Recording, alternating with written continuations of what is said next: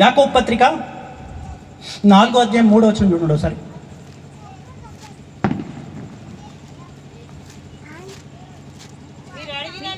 మీరు అడిగినను మీ భోగముల నిమిత్తము వినియోగించుటకై దురుద్దేశముతో అడుగుదురు కనుక మీకేమీ దొరుకుటలేదు. ఇప్పుడు అర్థమైందా మనకి ఎందుకు సమాధానం రావట్లేదు? తెగ చేసేస్తాం కదా ప్రార్థనలో, సమాధానం రాదు. ఎందుకు? కారణం ఏంటి? మన భోగముల నిమిత్తము దురుద్దేశముతో అడుగుతున్నాం. ప్రార్థన, ఉపవాస ప్రార్థనని, ఆ ప్రార్థనని, ఈ ప్రార్థన ఎవరికి ఉపయోగం ఉన్నది దానివల్ల? శరీరాశ, నేత్రాశ, జీవపు డంబం. ఏమి తిన్నామో, ఏమి తాగుతామో, ఏమి ధరించుకున్నాం, వీటి చుట్టూనే ఉంటుంది మన ప్రార్థన మొత్తం కూడా. అంటే అందరినీ నేను ఇక్కడ ఏంటంటే మిమ్మల్ని ఆత్మపూర్ణులుగా చేయాలనే ఉద్దేశంతో మాట్లాడుతున్నానని విమర్శించడానికి కాదు, సత్యవాక్యాన్ని చెప్తున్నా నేను. ఇది దేవుని ఆత్మ, ఆయన ఉద్దేశాలు మనిషి పట్ల ఎలా ఉన్నాయి, మనిషి నుంచి ఆయన ఏమి ఆశిస్తున్నాడో చెప్పడానికి ప్రయత్నం చేస్తున్నాను, అంతేకాని ఎవరినో వ్యతిరేకించడానికి కాదు. అది నాకు తెలుసు, నా దేవునికి తెలుసు అండి.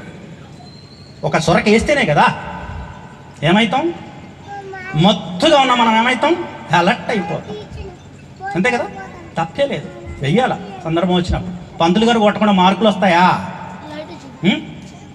పంతులు గారు ఎంత కొడితే అన్ని మార్కులు వస్తాయి, అంత ఉత్తీర్ణత వస్తుంది, అంత గొప్ప వాళ్ళం అయిపోతామండి.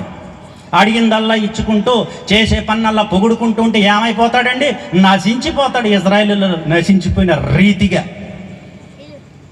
అది కాదు దేవుడు కోరుకునేది, అది కాదండి. చక్కటి ప్రణాళిక ఉంది, ఆ ప్రణాళిక ప్రకారమే మనల్ని తయారు చేసుకున్నాడు ఆయన. ఒక పర్పస్ ఉందండి, ఆ పర్పస్ ప్రకారం మన డేట్ ఆఫ్ బర్త్ కూడా ఎవరికి ఇవ్వలేదు ఆయన. ఆయన గ్రంథపు చుట్టలో ఉంటాయి అవన్నీ, మనిషికి పర్మిషన్ లేదు అసలు. లూకా సువార్త 21వ అధ్యాయము 35, 36 చూడండి ఒకసారి.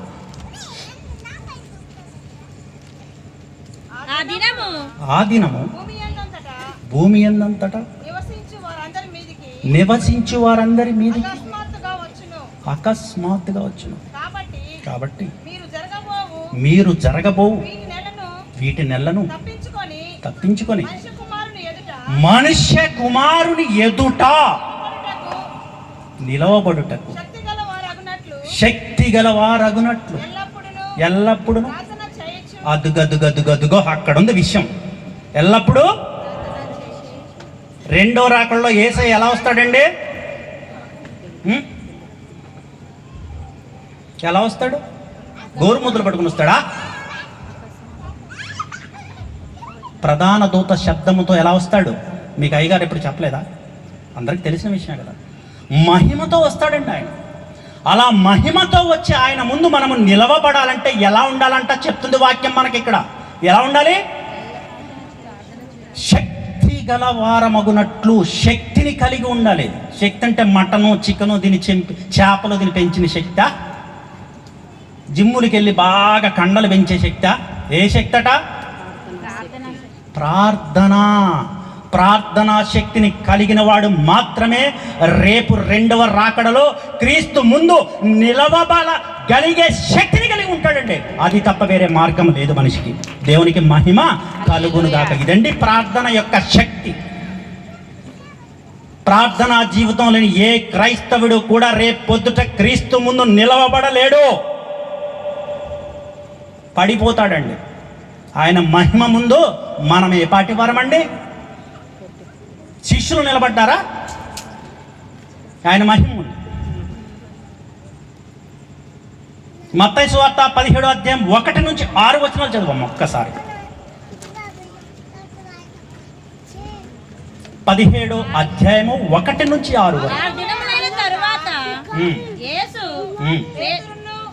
పేతురు, యాకోబు, యోహాను ముగ్గురు శిష్యులు. వీళ్ళు ముగ్గురు ఎవరండి? అపోస్తలులో ప్రథములు. గుర్తుపెట్టుకోండి, చదువమ్మా. వెంట పెట్టుకొని ఎత్తైన ఒక కొండ మీదకి ఏకాంతముగా పోయి వారి ఎదుట రూపాంతరము పొందెను. ఇదే దీనికి ఏం పేరు పెట్టారు? ఈ కొండకి రూపాంతర కొండ అని పెట్టారు. చదువమ్మా. ఆయన ముఖము సూర్యుని వలె ప్రకాశించెను. సూర్యుని వలె ప్రకాశించుచున్నదట ముఖము. ఆయన వస్త్రములు వెలుగు వలె తెల్లని వాయెను. మెరుపు వలె తెల్లని వాయను. వెలుగు వలె తెల్లని వాయెను. వెలుగు వెలుగు. ఓకే. ఇదిగో మోషేయు ఏలియాయు వారికి కనబడి ఆయనతో మాటలాడుచుండిరి. అప్పుడు పేతురు ప్రభువా మనం ఇక్కడ ఉండుట మంచిది. నీకు ఇష్టమైతే ఇక్కడ నీకు ఒకటియు మోషేకొకటి ఏలియాకొకటి 3 పర్ణశాలలు కట్టుదుమని యేసుతో చెప్పాను. అతడు ఇంకనూ మాట్లాడుచుండగా ఇదిగో ప్రకాశమానమైన ఒక మేఘము వారిని కమ్ముకొనెను. ఇదిగో ఈయన నా ప్రియకుమారుడు, ఈయన యందు నేను ఆనందించుచున్నాను. ఈయన మాట వినుడని ఒక శబ్దము ఆ మేఘములో నుండి పుట్టెను. శిష్యులు ఈ మాట విని బోర్లా పడిరి. చాలమ్మా, నిలవబడ్డారండి శిష్యులు. ఎక్కడ పడిపోయారా? పేతురు, యాకోబు, యోహాను బోర్లా పడ్డారు. ఇంకొక ఇద్దరు మాత్రం నిలవబడి ఆయనతో మాట్లాడుతున్నారు. ఎవరా ఇద్దరు? మోషేయు ఏలియాయు. మోషే ఏలియా నిలవబడి ఉన్నారండి. ఆ మహిమలో క్రీస్తు ఉన్నప్పుడు, ఆ మహిమలో ఆయన ప్రవేశించి ఉన్నప్పుడు మోషే ఏలియా నిలవబడి ప్రభుతో మాట్లాడుతుంటే శిష్యులు మాత్రం బోర్లా పడ్డారు. ఏంటి కారణం? ఆ ఇద్దరిలో ఉన్నది ఏమిటి? ఈ ముగ్గురిలో లేనిది ఏమిటి? చెప్పగలరా ఎవరన్నా? వీరందరూ కూడా ఎవరో దైవజనులే. వారేమో పాత నిబంధనలో ఉన్నటువంటి దైవజనులు. మోషే ఏలియా వీరు ముగ్గురు, పేతురు, యాకోబు, యోహాను ముగ్గురు కొత్త నిబంధనలు అపోస్తలులండి. దేవునితో తింటున్నారు, త్రాగుతున్నారు, దేవునితో జీవిస్తున్నారు వీళ్ళు ముగ్గురు. కానీ ఆయన మహిమలో కనపడ్డప్పుడు మాత్రం బోర్లా పడ్డారండి వీళ్ళు. ఎందుకు? వారు నిలవబడ్డారు, వీరు బోర్లా పడ్డారు. What is the reason? Moshe Sinai పర్వతం ఎక్కి ఏం చేసేవాడు? అన్నపానములు లేకుండా ప్రార్థన జీవితాన్ని గడిపాడండి.